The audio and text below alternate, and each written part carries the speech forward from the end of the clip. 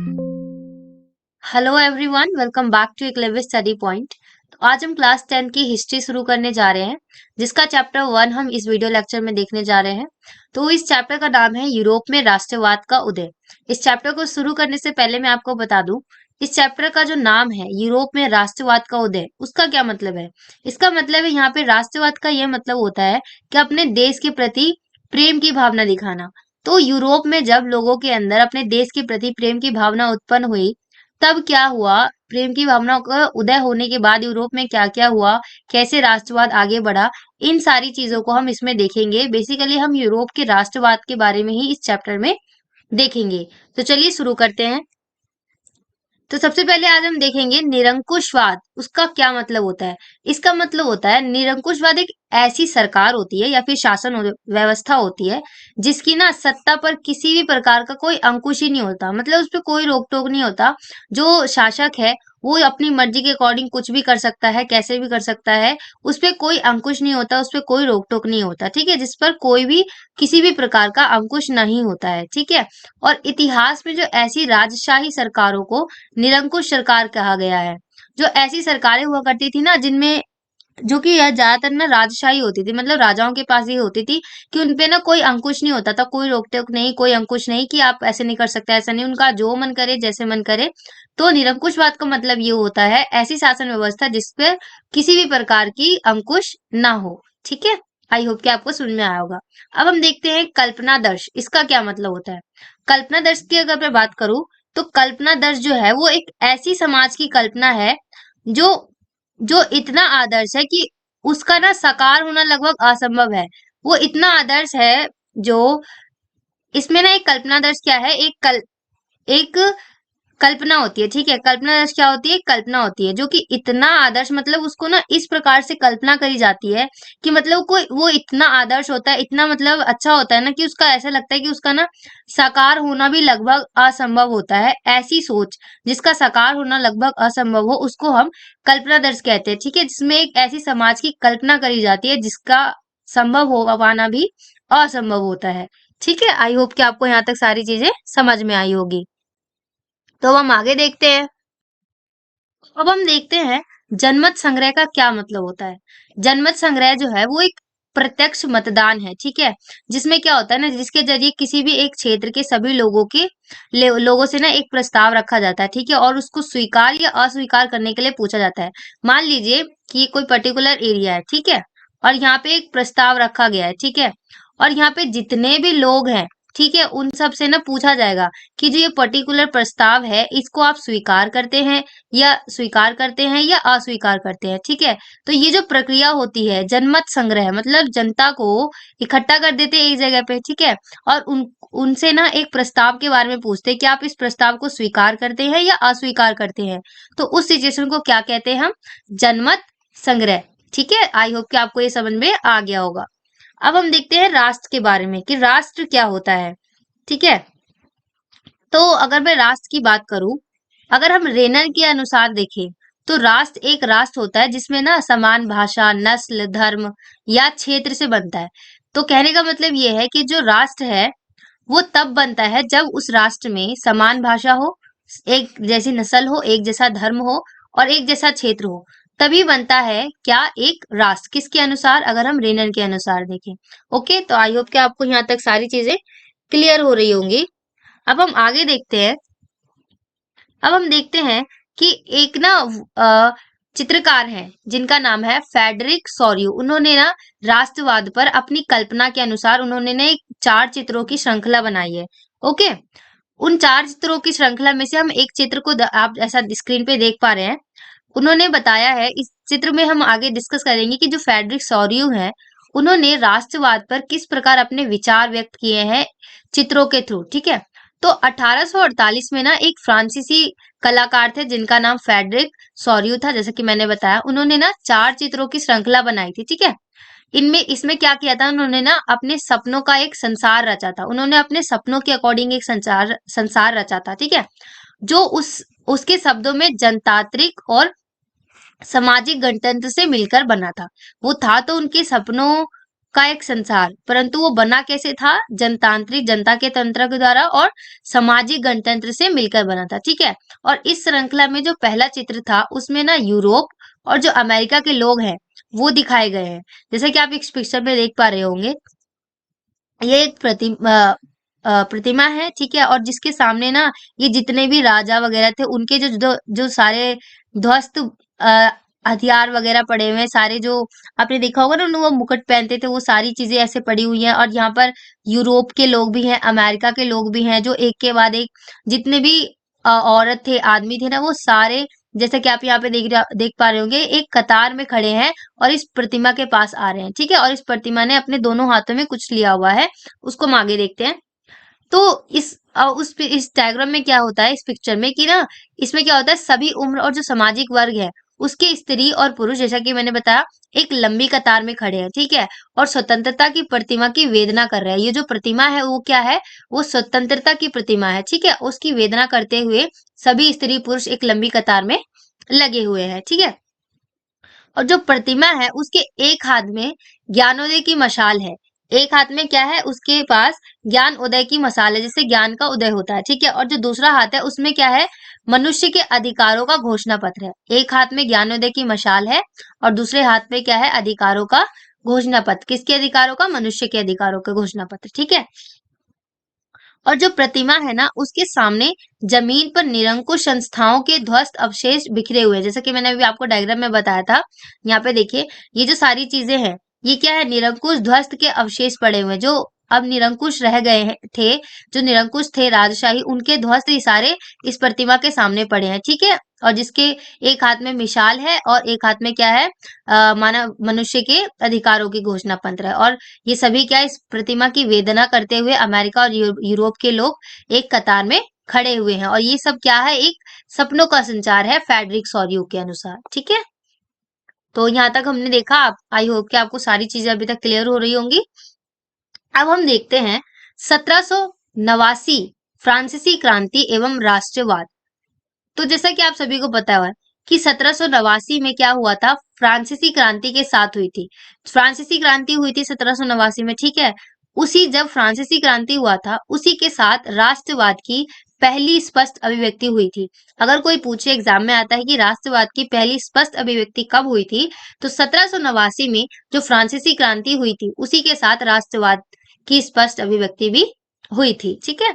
और जो फ्रांसीसी क्रांति है उससे ना जो राजनीतिक और जो संवैधानिक है वो बदलाव हुए थे। जब फ्रांसीसी क्रांति हुई तो उससे क्या हुआ, जितने भी राजनीतिक और जो संवैधानिक थे बदलाव हुए थे, उससे क्या हुआ था कि जितनी भी प्रभु सत्ता थी, जो सत्ता थी वो राजतंत्र से निकलकर कहाँ चली गई थी, फ्रांसीसी नागरिक जो थे वहां, फ्रांसीसी नागरिकों का जो समूह था उनके हाथों में चली गई थी।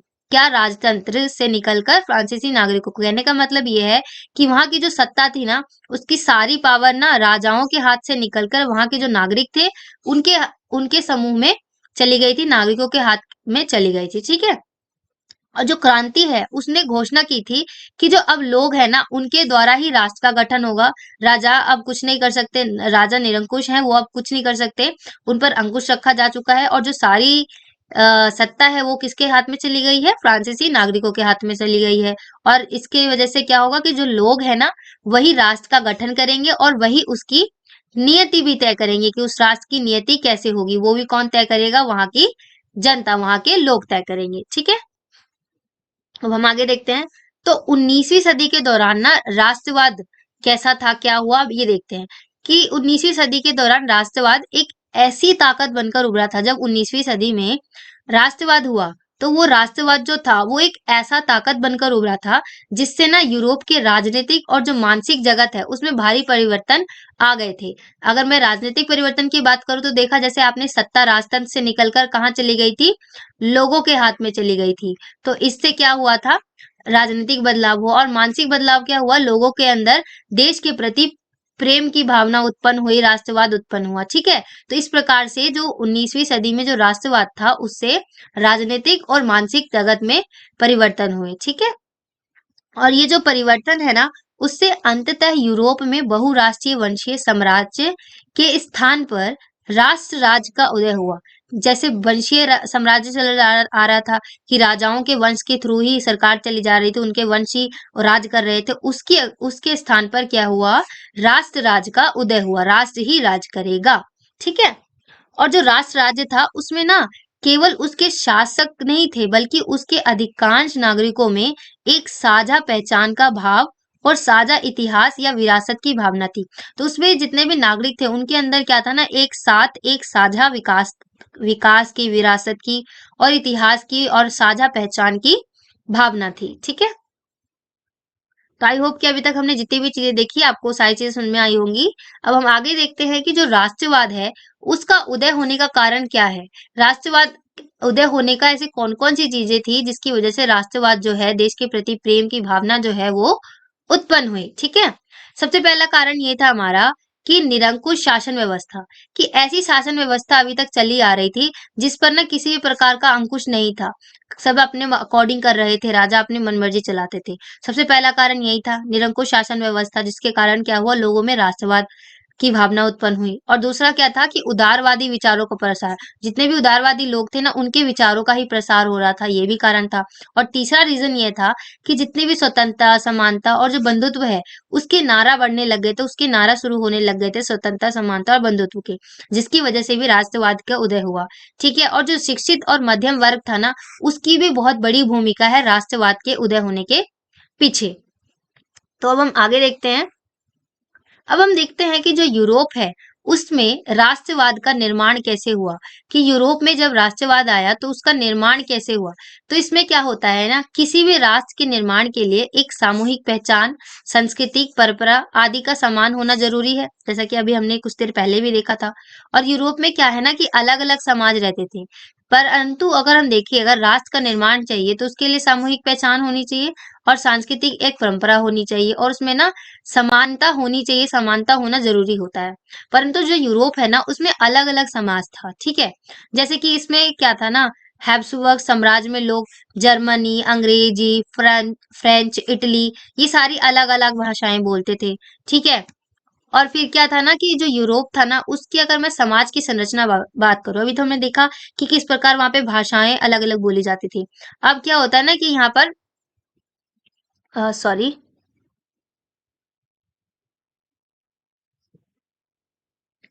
तो जैसा कि अभी तक हमने देखा कि किस प्रकार यूरोप में अलग अलग भाषाएं बोली जाती थी। ठीक है। तो अब हम देखेंगे कि यूरोप में ना जो समाज है उसकी संरचना कैसी है, अब हम उसको देखेंगे। तो 19वीं शताब्दी के पहले क्या हुआ ना कि जो यूरोपियन समाज था उसमें ना असमान रूप से दो भागों में विभाजित था। जो यूरोपियन समाज था वो असमान रूप से था और वो दो भागों में विभाजित था। ठीक है। 19वीं शताब्दी के पहले की बात कर रहे हैं हम। तो वो दो विभाजित जो भाग थे वो कौन थे, पहला था उच्च वर्ग जिसको कुलीन वर्ग भी कहा जाता था और दूसरा था निम्न वर्ग जिसको कृषक वर्ग कहा जाता था। ठीक है। और अब हम देखते हैं कि उच्च वर्ग क्या था जिसको हम कुलीन वर्ग भी कहते हैं। ठीक है। उच्च वर्ग या फिर कुलीन वर्ग, तो इसमें क्या होता था ना, जो उच्च वर्ग होता था एक तो उनकी जनसंख्या कम थी। ठीक है। और उच्च वर्ग तथा जो था ना उसका वर्चस्व जमाने वाला जो जमींदार था, यानी ढेर सारे खेतों के मालिक। इसमें क्या होता था, एक तो उनकी जनसंख्या कम, उसके बावजूद ना उसमें उच्च वर्ग के लोग रहते थे और उनके पास वो ऐसे जमींदार होते थे जिनके पास ढेर सारे खेत होते थे, वो ढेर सारे खेतों के मालिक होते थे। और जो उच्च वर्ग के लोग होते थे ना, कुलीन वर्ग, उनके पास क्या थे, सभी अधिकार उनको दिए जाते थे, किसी भी प्रकार के अधिकार से उनको वंचित नहीं रखा जाता था, उनको सभी प्रकार के अधिकार दिए जाते थे। ठीक है। और दूसरी ओर अगर हम निम्न वर्ग की बात करें तो इनका क्या होता था ना, ये जमीनहीन होते थे, यानी या तो इनके पास जमीन नहीं होती थी या तो फिर ना उनको वो किराए पर रहते थे, या तो उनके पास जमीन ही नहीं होती थी या फिर वो किराए पे रहते थे।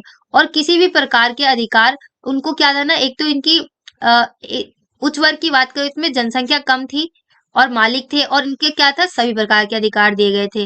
परंतु जो निम्न वर्ग था उसमें जनसंख्या भी अधिक थी परंतु उनके पास किसी भी प्रकार का जमीन नहीं होता था और उनको ना किसी भी प्रकार का अधिकार नहीं दिया जाता था, उनको सभी प्रकार के अधिकारों से वंचित रखा जाता था, उन्हें किसी भी प्रकार का अधिकार जो है वो नहीं दिया जाता था। ठीक है। यानी जो यूरोपियन समाज था ना उसमें असमान रूप से विभाजित थे। ठीक है। तो जो यूरोपियन समाज है उसमें ना असमान रूप से विभाजित था, तो जैसे कि अभी हमने देखा ना किस प्रकार निम्न वर्ग और उच्च वर्ग में कितने डिफरेंस थे, तो इससे पता चलता है हमें कि जो यूरोपियन समाज है वो असमान रूप से विभाजित हो रखा है, ठीक है।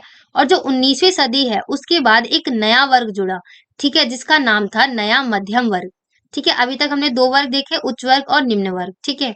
परंतु जो 19वीं सदी था उसके उसके पहले ये दो वर्ग थे, परंतु 19वीं सदी के बाद एक नया मध्यम वर्ग जुड़ा जिसको बोला गया नया मध्यम वर्ग। अब हम आगे देखते हैं।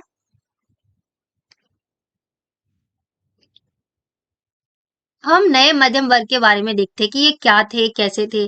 तो नया जो नया मध्यम वर्ग था ना उसमें क्या थे, सभी जो लोग थे ना वो पढ़े लिखे लोग थे, जैसे कि शिक्षक, डॉक्टर, उद्योगपति आदि। ये सारे जितने भी पढ़े लिखे लोग थे ना वो कहाँ पर आते थे, नया मध्यम वर्ग में आते थे। और उन्होंने ना क्योंकि ये सभी पढ़े लिखे होते थे उसके नाते उन्होंने ने एक समान कानून की मांग की, यानी उदारवादी राष्ट्रवाद। उन्होंने एक ऐसे समाज की मांग की जिसमें उदारवादी राष्ट्रवाद हो, ठीक है, जिनको हमने नया मध्यम वर्ग बोला, जिस जो कि 19वीं शताब्दी के बाद आई, ठीक है।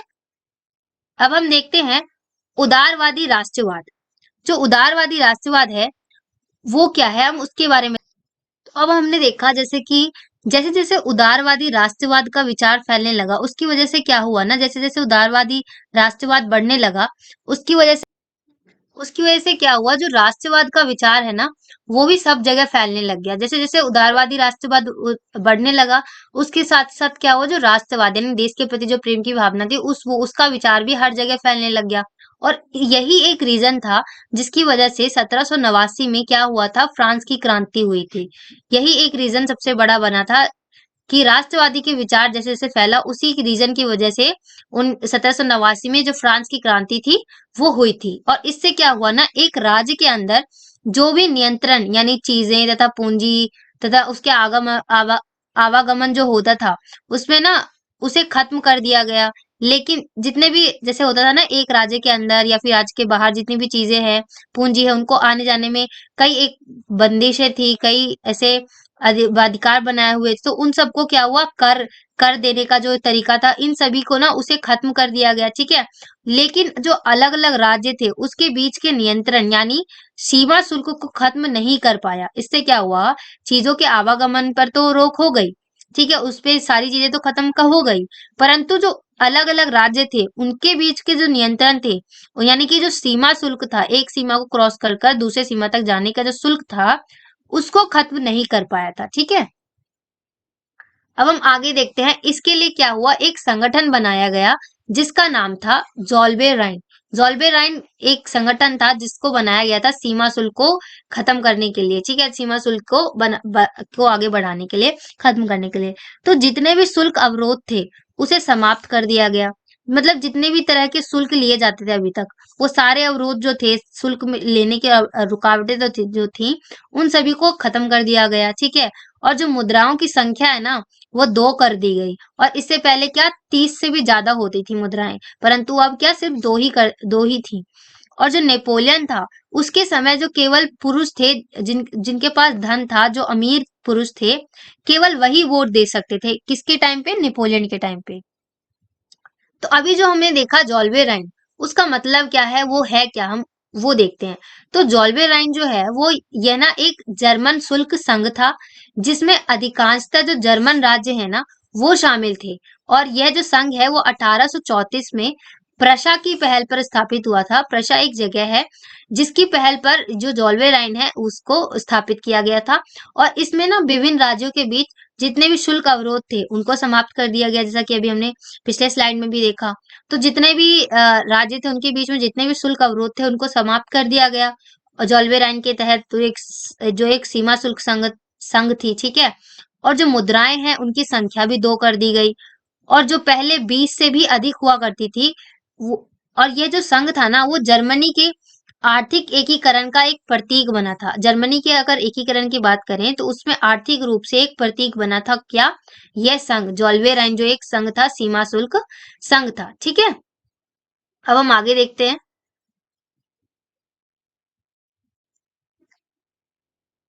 यूरोप में राष्ट्रवाद। तो जैसा कि आप सभी को पता है कि जो यूरोप में राष्ट्रवाद है उसकी जो चेतना की शुरुआत है ना वो फ्रांस से हुई थी। जब फ्रांसीसी क्रांति हुआ था 1789 में, तब क्या हुआ था, राष्ट्रवाद की पहली स्पष्ट अभिव्यक्ति हुई थी। ठीक है, सबसे पहली अगर हम व्यक्ति की बात करें तो सबसे पहले जब फ्रांसीसी क्रांति हुई थी तब राष्ट्रवाद का आरंभ हुआ था फ्रांस से, आप ऐसा कह सकते हैं। और इसने ना फ्रांस में जो राजतंत्र है उसको समाप्त कर दिया था, और जो प्रभु सत्ता थी वो फ्रांसीसी जो नागरिक थे ना उनके उनको सौंप दी गई थी। मतलब जो राजा, अभी तक क्या था कि फ्रांस पर राजाओं का तंत्र था, राजा ही शासन चला रहे थे, परंतु जो अब सत्ता थी ना वो वहां के जो नागरिक थे उनके हाथों में चली गई थी। वो अब उनका जो सत्ता था वो अब वहां के नागरिक चला रहे थे। अब वो उनके हाथों में प्रभु सत्ता जो थी वहां के नागरिकों में चली गई थी। ठीक है, और ये जो क्रांति है ना, इससे पहले फ्रांस एक ऐसा राज्य था जिसमें संपूर्ण भूभाग पर एक निरंकुश राजा का शासन था। जब तक वो जो प्रभु सत्ता है वो नागरिकों के हाथ में नहीं आई थी, तब तक जो फ्रांस था वो एक ऐसा राज्य था ना जहाँ पर जितना भी भूभाग था वहां पर उस पर किसका राज था, एक निरंकुश राजा। मतलब जिस पर कोई अंकुश नहीं था, वो अपने मनमर्जी का अकॉर्डिंग सब चीजें करता था। एक ऐसा राजा था जो शासन करता था इस के आने से पहले, कहाँ पर, फ्रांस में। ठीक है, वो आगे देखते हैं हम। तो जो फ्रांसीसी क्रांति है ना उसके आरंभ से ही जो फ्रांसीसी क्रांति जो क्रांतिकारी थे उन्होंने ना एक ऐसे कदम, जब फ्रांसीसी क्रांति स्टार्ट हुई थी तो जो क्रांतिकारी थे उन्होंने ना शुरू से ही ऐसे कदम उठाए थे जिनसे जो फ्रांसीसी लोग थे ना उनमें एक सामूहिक पहचान यानी राष्ट्रवाद की जो भावना थी ना वो पैदा हो सकती थी।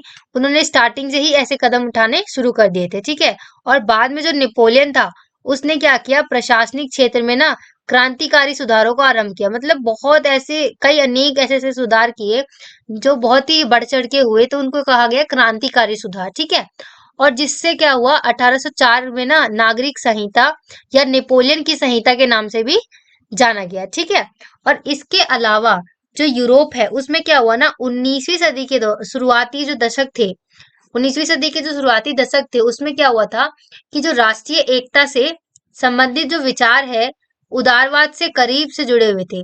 उस समय के जो विचार था वो राष्ट्रीय एकता से साथ साथ जो उदारवाद थे ना उससे जुड़ा हुआ था। ठीक है, अब देखते हैं हम कि जो सामूहिक पहचान बनाने के लिए जो सबके अंदर भावना आई थी सामूहिक पहचान बनाने के लिए, उसके लिए ऐसे कौन कौन सी चीजें करी गई थी, उसके लिए कौन कौन से कदम उठाए गए थे, अब हम वो देखते हैं। ठीक है, तो जो प्रत्येक राज्य है उससे क्या हुआ ना, एक स्टेट जनरल को चुन लिया गया। ठीक है, और उसका नाम बदलकर क्या कर दिया गया, नेशनल असेंबली कर दिया गया। ठीक है, प्रत्येक राज्य से एक स्टेट जनरल को चुना और उसका नाम बदलकर क्या कर दिया, नेशनल असेंबली कहा गया। ठीक है, और फिर क्या हुआ कि जो फ्रेंच भाषा था उसको क्या कर दिया गया, राष्ट्रभाषा घोषित कर दिया गया। और फिर उसके बाद जो एक प्रशासनिक व्यवस्था थी ना उसको लागू कर दिया गया, जिससे सबको समान कानून का अनुभव हो, चाहे वो कोई भी हो, सभी के लिए समान कानून का अनुभव हो सके। इसलिए क्या हुआ, समान प्रशासनिक व्यवस्था यानी सभी के लिए प्रशासन एक जैसी व्यवस्था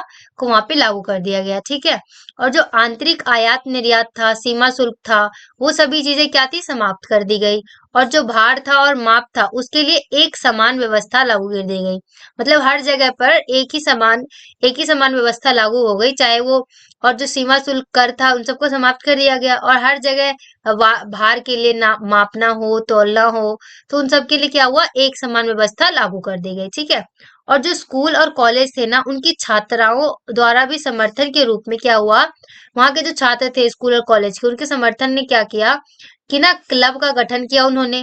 ठीक है, और जिसका नाम क्या दिया, जैकोबिन क्लब। तो जैकोबिन क्लब अगर पूछे जाए एग्जाम में कि क्या है था, तो आप ऐसा बता सकते हैं कि जो स्कूल और कॉलेज के जो छात्राएं थे या छात्रों थे, उनके उनके द्वारा समर्थन दिखाया गया था सामूहिक पहचान बनाने के लिए।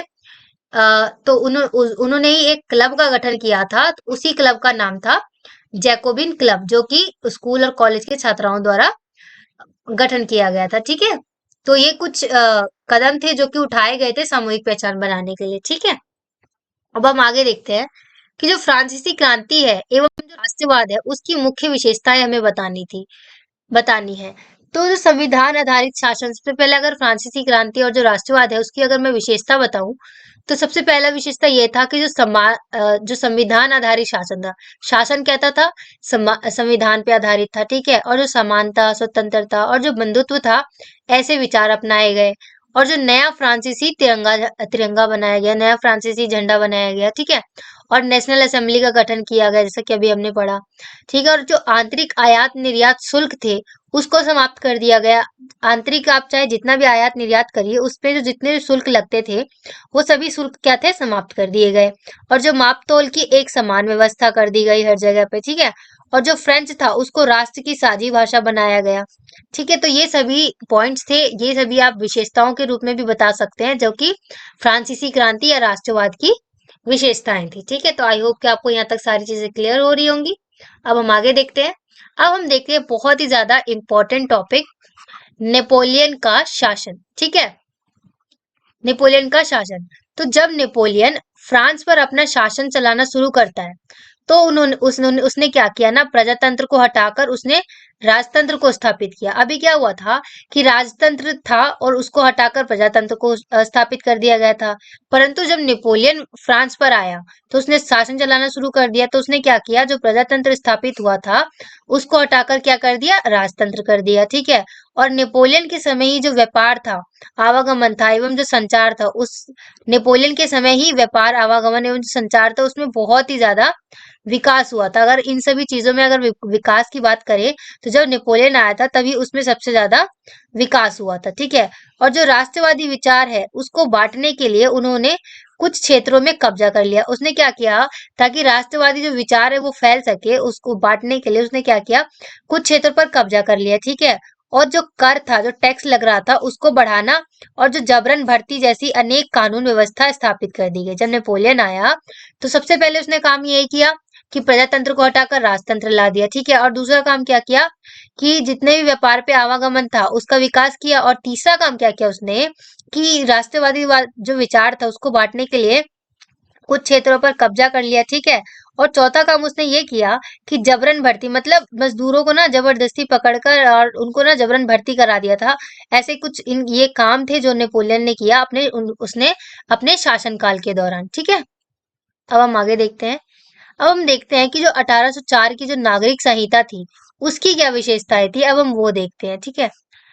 तो सबसे पहला, अगर मैं विशेषता की बात करूं तो उसमें क्या था कि जो जन्म पर आधारित जितने भी विशेषाधिकार मिले हुए थे, कई ऐसे लोग थे, कई ऐसे अमीर लोग थे जाने पहचाने, उनको क्या हुआ था ना कि उनको जन्म से ही आधारित अधिकार दे दिए गए थे कि ये तुम्हारा अधिकार है, ये तुमसे कोई नहीं छीन सकता।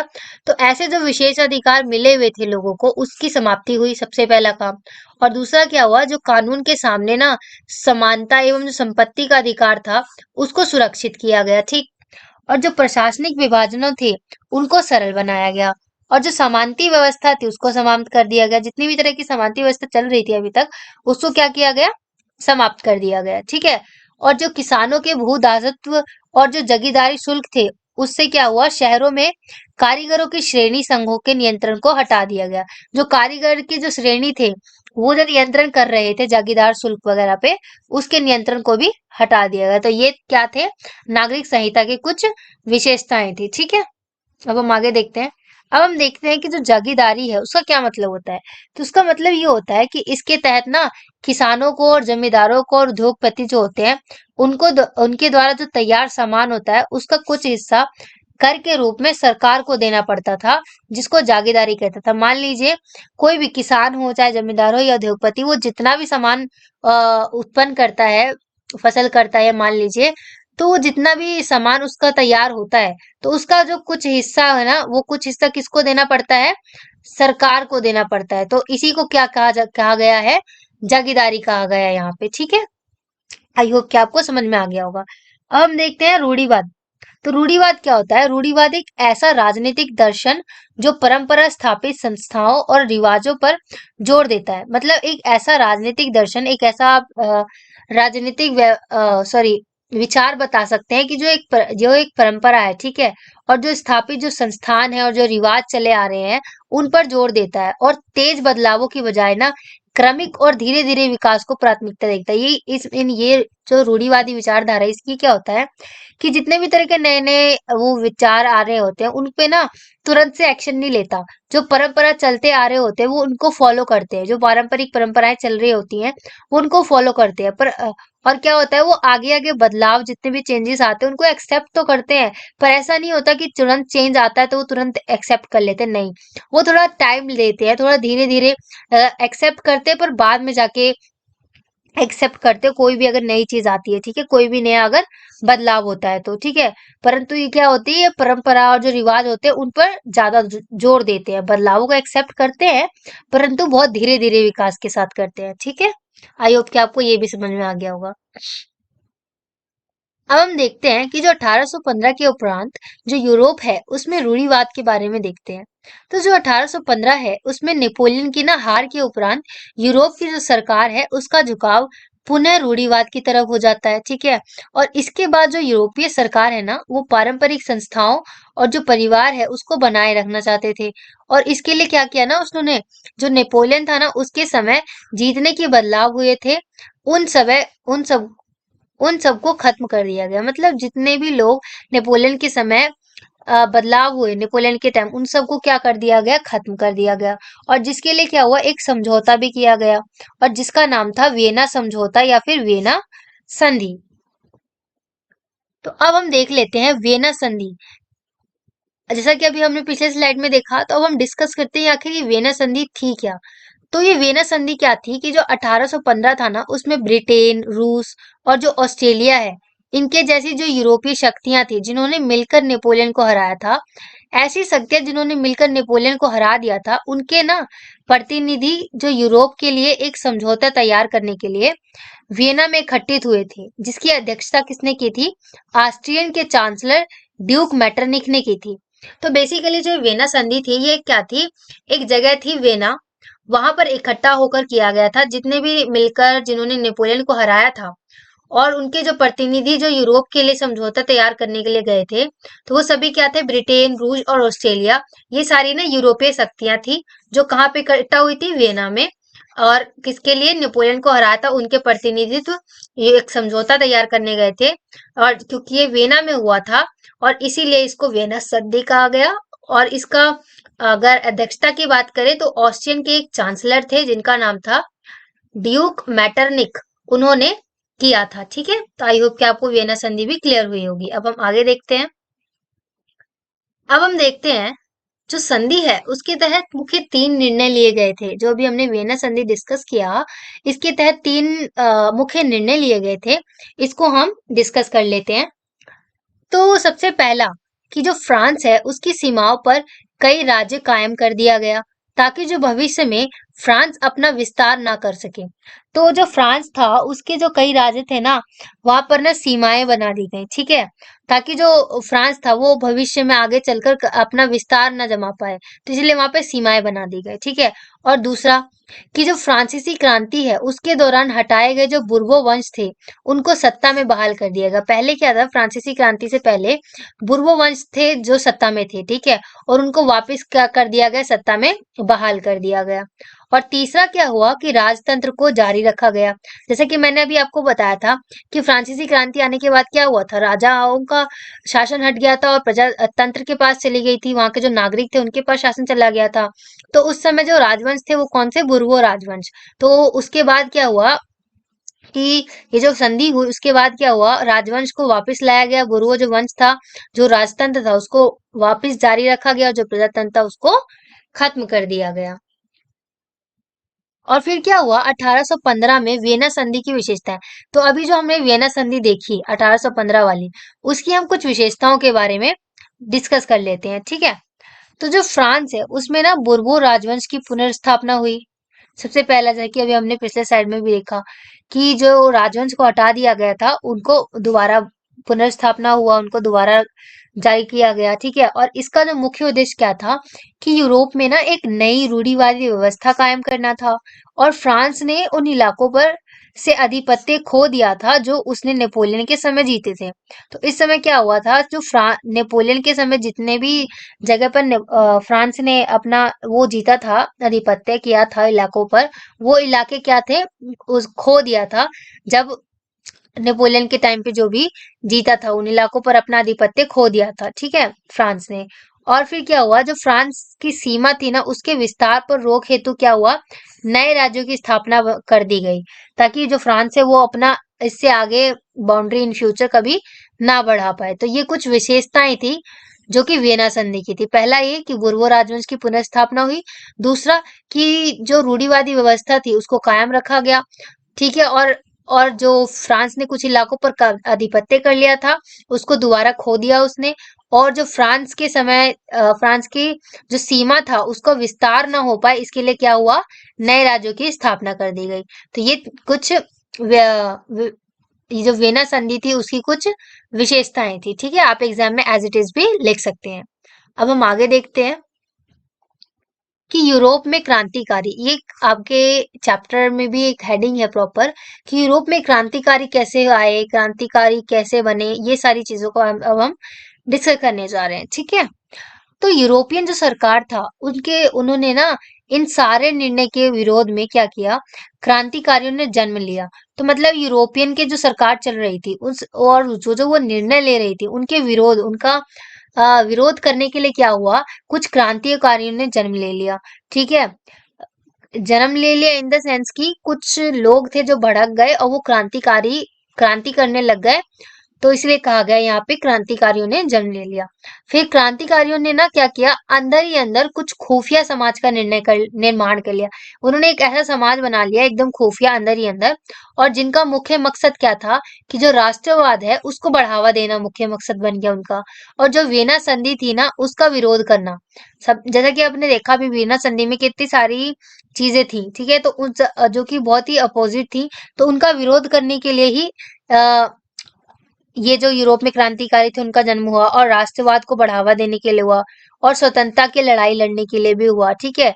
और इसलिए क्या किया उन्होंने, अंदर ही अंदर खुफिया समाज का निर्माण भी कर लिया, ठीक है। अब हम देखते हैं कि भूख और कठिनाई और जन विद्रोह। तो 1830 में क्या होता है कि कठिनाइयों का ना महान जाल जाल सा भी आ जाता है, जाल सा बिछ जाता है। इसका कारण क्या होता है कि जो जबरदस्त जनसंख्या वृद्धि होती है, एकदम क्या होता है, अचानक ही बहुत जबरदस्त जनसंख्या वृद्धि हो जाती है, और लोग क्या होते हैं गांव से शहर की ओर रुख कर लेते हैं। तो इस सिचुएशन में क्या होता है, गांव में तो कम हो जाता है परंतु शहर में जो जनसंख्या है वो बिल्कुल अधिक हो जाती है, ठीक है। और फिर जो बेरोजगारी है उसमें वृद्धि हो जाती है, जब लोग आ जाते हैं ज्यादातर, पर ऐसा नहीं है ना कि रोजगार भी बढ़ रहा है। तो उस सिचुएशन में क्या हो जाता है, बेरोजगारी भी बढ़ जाती है और जनसंख्या भी बढ़ गई है, और इसकी वजह से क्या होता है, गरीबी में भी वृद्धि हो जाती है, ठीक है। और फिर इसी साल के दौरान ना क्या होता है कि फसल भी बर्बाद हो जाती है, जिससे कि जो खाने की पीने की चीजें हैं उसमें क्या होता है, उसकी भी कीमतें बढ़ जाती हैं, इस वजह से भी गरीबी बढ़ जाती है। और जो जो छोटे छोटे फैक्ट्रियां होती है ना, वो भी बंद होने लगती हैं। तो ये सारी चीजें जिनको 1830 को कठिनाइयों का महान साल भी कहा जाता है, वो क्यों कहा जाता है, आप ऐसा एग्जाम में इन सारी लाइनों को लिख सकते हैं कि 1830 का जो साल था उसको कठिनाइयों का साल क्यों कहा जाता है। तो रीजन यही थे, जनसंख्या वृद्धि हुई, लोग गांव से शहर में प्लान कर गए, बेरोजगारी बढ़ रही थी, फसल भी बर्बाद हो गई थी, कई छोटी छोटी फैक्ट्रियां भी बंद होने लगी थी, ठीक है। तो आई होप कि आपको ये सारी चीजें अभी तक क्लियर हो रही होंगी। अब हम आगे देखते हैं।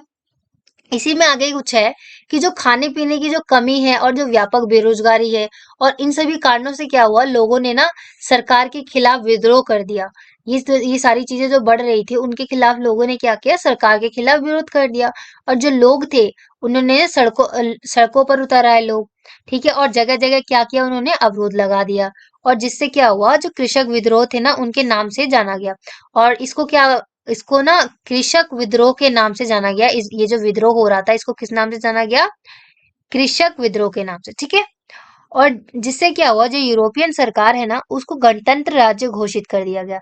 इससे क्या हुआ कि इस ये जो जितने विरोध वगैरह हुए, इससे क्या हुआ कि जो यूरोपियन सरकार थी उसको क्या कर दिया गया, गणतंत्र राज्य घोषित कर दिया गया। अब हम देखते हैं कि गणतंत्र के बाद कानून में आए बदलाव। अभी तक तो राजतंत्र चल रहा था वहां पे, तो अब देखते हैं जब गणतंत्र आ जाता है तब क्या क्या बदलाव होते हैं। तो जो 21 साल से अधिक उम्र के जो लोग थे ना, उन्होंने ना वोट डालने का अधिकार दी, जो 21 साल के लोग थे उनको वोट डालने का अधिकार मिला। और जो सभी नागरिक थे उनको काम करने के अधिकार की गारंटी दे दी गई। मतलब वो सभी नागरिकों को क्या हुआ कि काम करने का अधिकार की गारंटी दे दी गई, वो कुछ भी काम कर सकते हैं अपने अकॉर्डिंग, ठीक है। और जो रोजगार था वो उपलब्ध कराने के लिए कारखाने भी उपलब्ध करा दिए गए, और इन सभी से ना धीरे धीरे जो गरीबी थी और जो बेरोजगारी थी वो कम होने लगी थी। किसके बाद? गणतंत्र आने के बाद। और अब यहाँ पे हम कुछ विचारधाराएं हैं उनको देखते हैं। तो नारीवाद, नारीवाद का क्या मतलब होता है? पुरुष को सामाजिक, आर्थिक एवं जितनी भी राजनीतिक समानता है, उसकी सोच के आधार पर महिलाओं के अधिकारों और जो हित है, उनका बोध नारीवाद है। मतलब कहने का मतलब ये है, ये एक ऐसी विचारधारा है जिसमें क्या होता है ना, नारीवादी विचारधारा तब आती है जब क्या होता है कि हर चीज में ना पुरुषों को आगे बढ़ाया जाता है, पुरुषों को सारी चीजें दी जाती हैं, सारे राइट्स उनको मिलते हैं। परंतु क्या होता है, जब पुरुष को सामाजिक और जितनी भी आर्थिक और जो राजनीतिक समानता है ना, उसके सोच के आधार पर महिलाओं के मतलब जब ऐसी महिलाएं या ये नारीवाद एक ऐसी विचारधारा होती है जिसमें क्या होता है कि पुरुषों को जितनी भी सारी समानताएं, जितनी भी फैसिलिटीज मिल रही होती है ना, उसके आधार पर क्या होता है, महिलाओं के भी अधिकार और जो हित होते हैं उनका बोध कराया जाता है, उनको बताया जाता है कि जो राइट्स पुरुषों के लिए है वो महिलाओं के लिए भी है। तो ऐसी विचारधारा को क्या कहते हैं? नारीवाद कहते हैं, ठीक है। अब हम कहते हैं, देखते हैं विचारधारा का क्या मतलब होता है। तो जो विचारधारा है उसका मतलब ये होता है कि एक खास प्रकार की सामाजिक एवं राजनीतिक दृष्टि को इंगित करने वाली विचारों का समूह। मतलब एक विचारधारा विचारों के समूह से बनती है। जब बहुत तरह की विचारें आ जाते हैं किसी भी एक पर्टिकुलर चीज को लेकर, और सामाजिक और राजनीतिक संरचना हो जाती है, ठीक है। और उसी पर्टिकुलर चीज पर सारी सामाजिक और राजनीतिक जो वो इंगित हो जाते हैं, तो और फिर उससे क्या होता है, बहुत सारे विचार आ जाते हैं, विचारों का समूह सा बन जाता है, तो उसको क्या कहते हैं? विचारधारा कहा जाता है, ठीक है। तो अब हम देखते हैं जर्मनी का एकीकरण। अब हम जर्मनी का एकीकरण देखते हैं। तो जर्मनी का एकीकरण क्या होता है कि जो 1848 होता है, उसमें ना यूरोपियन सरकार ने बहुत कोशिश की कि वे ना जर्मनी का एकीकरण कर दे, परंतु ऐसा वो कर नहीं पाता है, ठीक है।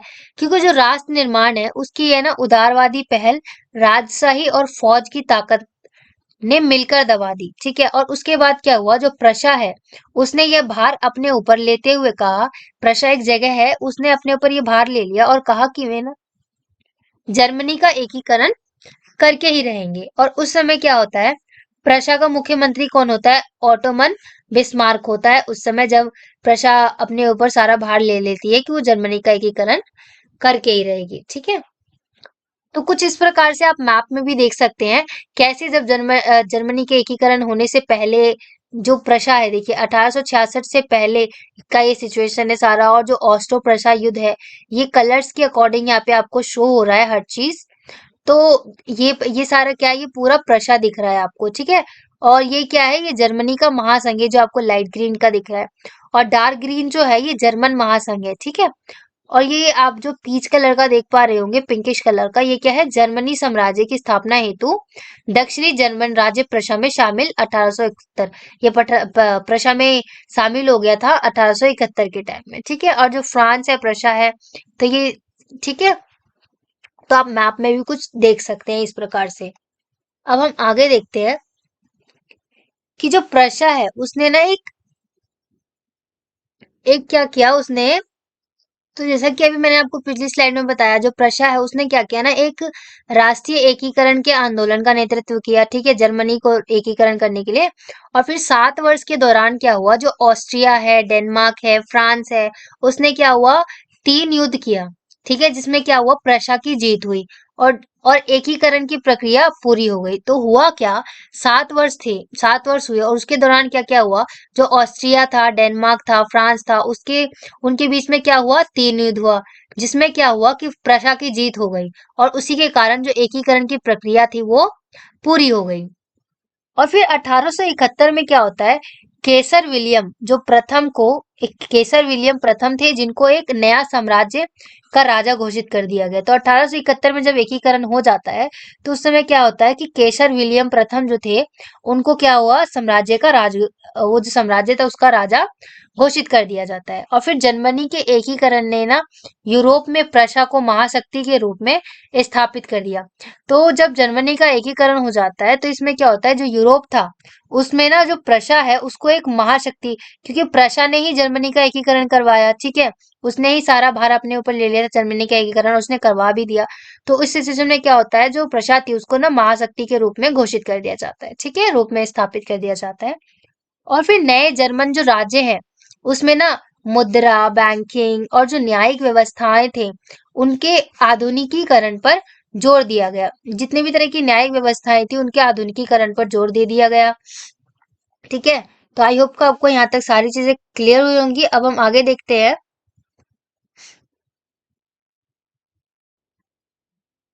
इटली का एकीकरण। तो जैसे कि आप सभी को पता होगा कि इटली जो है वो 7 राज्यों में बटा हुआ था, ठीक है।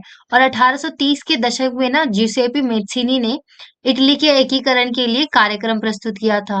और 1830 और जो 1848 था उसमें क्या हुआ था कि जो क्रांतिकारी विद्रोह थे वो असफल हो गए थे। और 1959 में ना फ्रांस से सर्डिनिया पिडमांट ने एक चतुर कूटनीति संधि की थी, जिसके माध्यम से ना उसने क्या किया था, ऑस्ट्रेलियाई जो लोग थे ना उनको हरा दिया था। ऑस्ट्रेलियाई जो लोग थे उन लोगों को ना उसने हरा दिया था। कब? 1859 में। किसने? एक सिडनिया का सिडनिया का एक पिडमान था, पिडमांट। वो एक बड़ा ही एक कूटनीतिक तरह से उसने एक संधि की और उसके क्या हुआ, जो ऑस्ट्रेलिया के लोग थे ना उनको हरा दिया था। और फिर क्या हुआ, 1861 में इमेनुअल द्वितीय, ये नाम बहुत इंपॉर्टेंट है, आपको इसको याद रखना है कि जो 1861 था उसमें कौन था, इमेनुअल द्वितीय, उसको ना एकीकृत इटली का राजा घोषित किया गया था। तो कई बार एग्जाम में आ जाता है इटली का राजा घोषित किसको किया गया था 1861 में, तो इमेनुअल द्वितीय को, ठीक है। तो अब हम आगे देखते हैं। अब हम देखते हैं जुसेपी मेत्सिनी के बारे में देखते हैं, जो कि एक महत्वपूर्ण हस्ती है इस चैप्टर में। आपको इनके बारे में जरूर समझ के जाना है, पढ़कर जाना है, ठीक है। तो अब हम देखते हैं जोसेपी मेत्सेनी के बारे में। तो इनका जन्म जो है 1807 में हुआ था। कहाँ पर? जेनोआ में हुआ था। और कुछ समय पश्चात क्या हुआ था, वह ना कार्बोनारी में गुप्त संगठन के सदस्य बन गए थे। कार्बोनारी एक संगठन था, उसके एक गुप्त संगठन पर सदस्य बन गए थे और किसी को पता नहीं था, तो वो गुप्त तरह से सदस्य बन गए थे इस कार्बोनारी संगठन के, ठीक है। और उनका जन्म 1807 में जेनोआ में हुआ था, जिसेपी मेत्सिनी का। और 24 साल की युवावस्था में ही ना लिगुरिया में इन्होंने लिगुरिया में क्रांति करने के लिए उन्हें 1831 में देश से निकाल दिया गया था। जैसा कि आप सभी को पता है, जैसे मैंने बताया 24 साल की युवावस्था में ही, केवल 24 साल की युवावस्था में ही लिगुरिया से उन्होंने क्रांति करी थी, इसलिए उनको वहां से 1831 में देश से निकाल दिया गया था।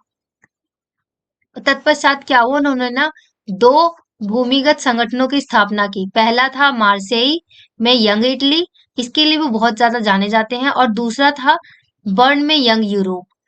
तो मार्सेई में यंग इटली और दूसरा बर्न में यंग यूरोप, ये उन्होंने तब बनाया था जब उनको वहां से निकाल दिया गया था।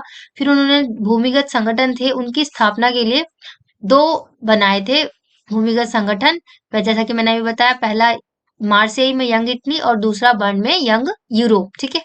और जो मेत्सिनी है ना उनके द्वारा राजतंत्र का जारी जो जोरदार विरोध था, जो राजतंत्र हुआ करता था उसका बहुत विरोध किया उन्होंने, मार्सेई ने। और उसके उन्होंने ना प्रजातांत्रिक सपनों ने रूढ़िवादी के मन में भय कर दिया था।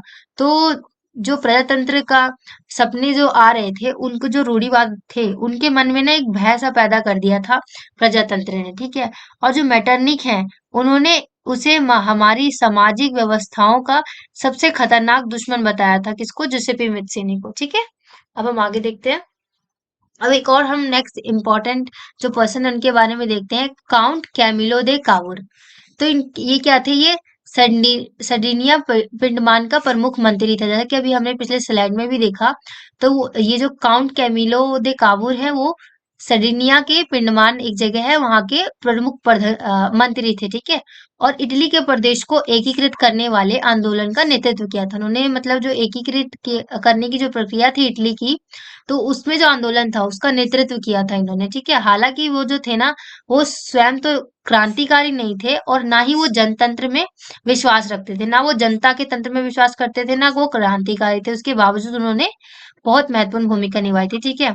और फ्रांस के साथ ही की गई जो चतुर संधि थी ना, उसके पीछे काबूल का हाथ था, जिसके कारण जो फ्रांस के साथ एक चतुर संधि की गई थी, जैसा कि मैंने अभी पिछले स्लाइड में बताया, उसके पीछे किनका हाथ था? इन काबूल का हाथ था, जिसके कारण जो ऑस्ट्रिया है उसको हराया जा सका था और इटली का एकीकरण संभव हो पाया था। जैसे कि आप सभी को पता होगा, इटली का एकीकरण ऑस्ट्रिया के हारने के बाद ही संभव हो पाया था। तो इसके पीछे जो साजिश चली थी वो काउंट दे कैमिलो दे काबूल ने चली थी, ठीक है। और जो कि एक चतुर संधि थी, ठीक है, इन्होंने चली थी, जो कि सिडनिया के प्रमुख मंत्री हुआ थे, ठीक है।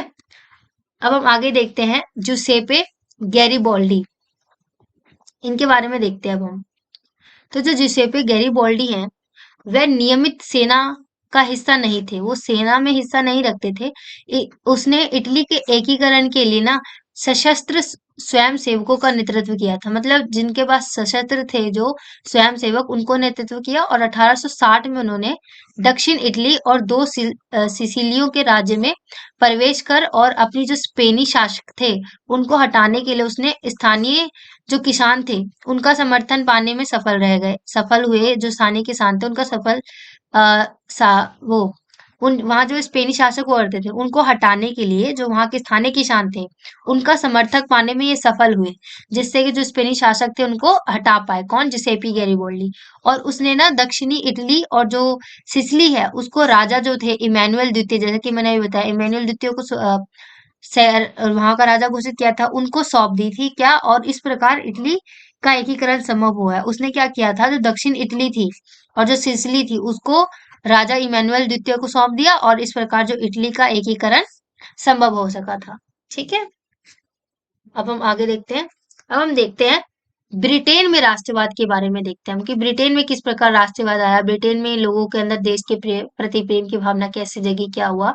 तो क्या हुआ था कि जो औद्योगिक क्रांति हुई उसके बाद ना ब्रिटेन की जो आर्थिक शक्ति थी वो बहुत ज्यादा बढ़ गई थी, क्योंकि ठीक है, जैसे जैसे औद्योगिक क्रांति हुई तो उसकी जो आर्थिक शक्ति थी वो बहुत ज्यादा बढ़ गई। और जो राष्ट्रवाद था वो किसी उथल पुथल या क्रांति का परिणाम नहीं था, बल्कि क्या था, एक लंबी चलने वाली प्रक्रिया का परिणाम था। मतलब बहुत लंबे समय से वो लोग उस चीज का सामना कर रहे थे, उसी का परिणाम था कि लोगों के अंदर राष्ट्रवाद की भावना आई। और 18वीं शताब्दी से पूर्व ही ना ब्रिटेन में एक राष्ट्र राज्य नहीं था। 18वीं शताब्दी से पूर्व क्या था, जो ब्रिटेन था वो एक राष्ट्र राज्य नहीं था। ब्रिटेन जो था वो साम्राज्य में अंग्रेजों, वेल्स, स्टॉक या आयरिश जैसे ढेर सारा समाज रहता था। उसमें कोई एक राष्ट्र नहीं था, उसमें बहुत तरह का सारा समाज रहता था, ठीक है। और जिसे निर्जातीय कहा कहते थे, इनको निर्जातीय कहा जाता था, वहां पे बहुत सारा समाज था इसलिए, ठीक है। और जो आंग्ल राज थे उन्होंने ना अपनी शक्ति में विस्तार के साथ अन्य जो राज थे उनके साथ द्वीप समूहों पर विस्तार आरंभ किया। और 1688 में संसद ने राजतंत्र से शक्तियों को ले लिया। और फिर 1688 में क्या होता है कि जो संसद था उसने राजतंत्र से, जो राजा थे, राजा के पास जितने भी तरह की शक्तियां थी उनसे क्या सारी शक्तियां ले ली थी, ठीक है। अब हम आगे देखते हैं कि 1707 में इंग्लैंड और जो स्कॉटलैंड है उसको मिलाकर यूनाइटेड किंगडम ऑफ ब्रिटेन का गठन होता है। और 1798 में हुए जो असफल विद्रोह था उसके बाद क्या हुआ, 1801 में आयरलैंड जो था उसको बलपूर्वक यूनाइटेड किंगडम में शामिल कर लिया गया।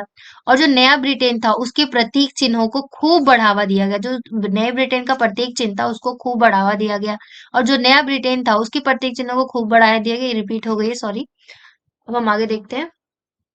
अब हम देखते हैं बाल्कन समस्या, जो कि एक एग्जाम के पर्पज से भी और वैसे भी बहुत ज्यादा इम्पोर्टेंट पॉइंट ऑफ व्यू रखता है ये टॉपिक, बाल्कन समस्या। तो जो बाल्कन था वो भौगोलिक एवं निर्जातीय रूप से विभिन्नताओं का क्षेत्र था। मतलब वहां पे कोई तरह का जाति नहीं था, ये विभिन्नताओं का भरा एक क्षेत्र था, ठीक है। जिसमें क्या होता है, आधुनिक जो Romania, Bulgaria, Albania, Greece, Macedonia, Croatia, Slovenia, Serbia, ये सभी शामिल हैं। इसमें जो बाल्कन है उसमें ये सभी शामिल हैं। ये सारे आप इनका नाम भी याद कर सकते हैं, जैसे कि रोमानिया, बल्गेरिया एक्सेट्रा। और इन क्षेत्रों में ना जो रहने वाले जो मूल निवासी थे उनको स्लाव कहा जाता था। ये एग्जाम में कई बार पूछा जाता है कि जो बाल्कन क्षेत्र में जो रहने वाले मूल निवासी थे उनको क्या कहा जाता, तो उनको स्लाव कहा जाता था, ठीक है। और बाल्कन क्षेत्र जो था वो एक बड़ा हिस्सा था किसका, ऑटोमन साम्राज्य के नियंत्रण में था। जो बाल्कन था उसका एक ना बहुत बड़ा जो क्षेत्र था वो किसके नियंत्रण में था, वो ऑटोमन साम्राज्य के नियंत्रण में रहता था, ठीक है। और जो बाल्कन राज्य है उसमें ना, सॉरी,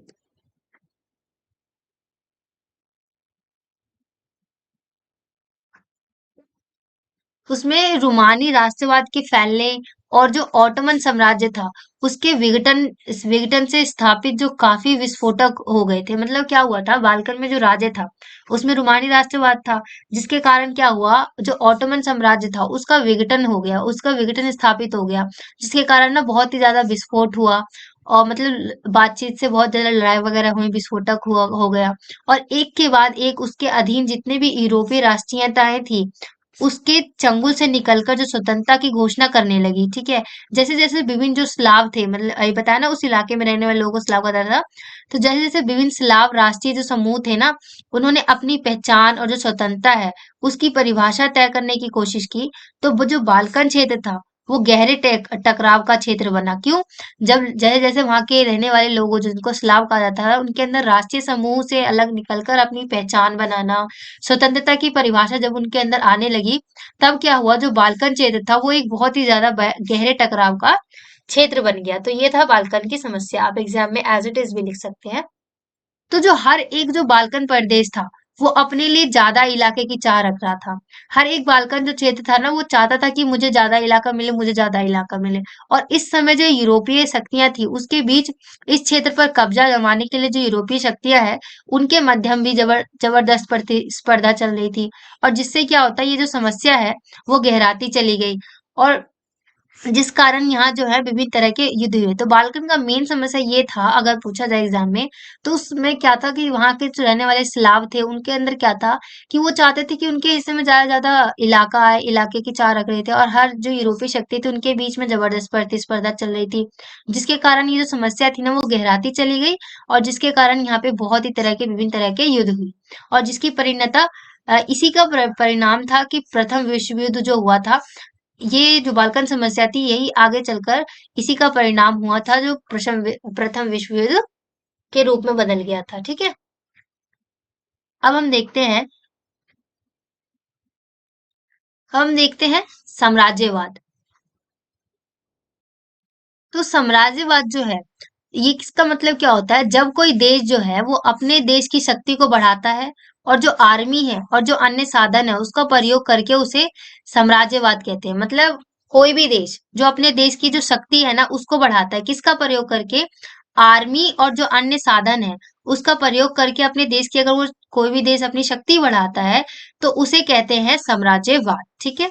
अब आता है रूपक। रूपक का क्या मतलब होता है, जब किसी अमूर्त विचार जैसे कि लालच, स्वतंत्रता या दुश्मनी या मुक्ति या ईर्ष्या जिसको कहते हैं, और दुश्मनी को, और उनको, जब किसी अमूर्त जो विचार होते हैं उसको किसी व्यक्ति या किसी चीज के जरिए इंगित किया जाता है तो उसे रूपक कहा जाता है। मान लीजिए आ, कोई विचार है किसी के अंदर, किसी भी तरह का अमूर्त विचार है, जैसे कि लालच भी हो सकता है, दुश्मनी या मुक्ति का लालच हो सकता है ना, विचार हो सकता है। इस विचार को जब किसी व्यक्ति या फिर किसी चीज के द्वारा दिखाया जाता है, मान लीजिए किसी के अंदर लालच आ रहा है तो उसको किसी आ, इंसान के थ्रू, किसी व्यक्ति के थ्रू दिखाया जा रहा है, किसी चीज के थ्रू दिखाया जाता है, इंगित किया जाता है, तो उसको रूपक कहा जाता है, ठीक है। तो आई होप कि आपको ये क्लियर हुआ होगा। और 18वीं जो और 19वीं जो शताब्दी है उसमें रूपक का प्रयोग जो है वो राष्ट्रवादी भावना के विकास और जो मजबूत बनाने में किया जाता था। तो इस रूपक का उपयोग क्यों किया जाता था 18वीं और 19वीं शताब्दी में, कि जो राष्ट्रवादी भावना लोगों के अंदर थी उसके विकास को और मजबूत बनाने में इसका प्रयोग किया जाता था। और इसी के साथ हमारा हिस्ट्री का चैप्टर खत्म होता है। अगर आपको इस चैप्टर में कोई भी चीज ऐसी रह जाती है जो समझ में ना आई हो तो do right in the comment section. और अगर आपको ये वीडियो पसंद आई है तो do like share and subscribe and thanks for watching.